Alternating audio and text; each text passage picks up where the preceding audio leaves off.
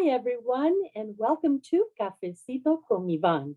Today, you are joining me here in San Juan, Puerto Rico, for a wonderful Cafecito, which is on planning effectively for dual language instruction. As you know, planning instruction is not easy, but it is one of the most important parts of your role as a classroom teacher.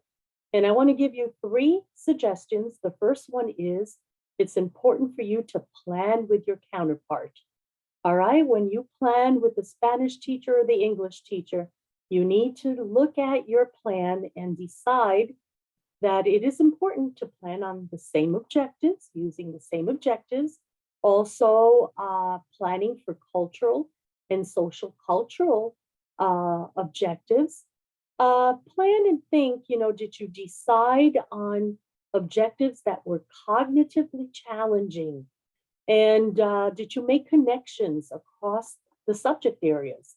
And last, did you use bridging and translanguaging activities? These are just some of the things that you need to consider when you are working with your counterpart. The second suggestion is it's important for you to use effective second language methodologies, right? You need to use visuals, movement, group work, guided questions by proficiency level, and use varied and predetermined group activities.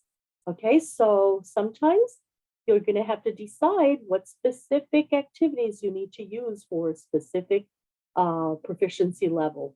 Also, did you include a bridge lesson, a song, a chant, maybe even dance, music?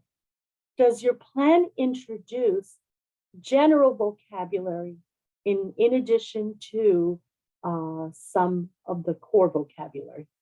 And the last suggestion that is very important is when you do your extension activities, you know that students need motivating class extension activities and home activities. And, did you choose those that were of high interest?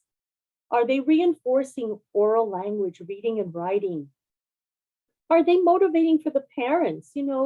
Sometimes we forget we can include activities like even planting or cooking. Did you include your digital tools for home? We know that kids love going on the computer. So do more of, for example, using Book Creator or Duolingo or anything else that reinforces in a fun way.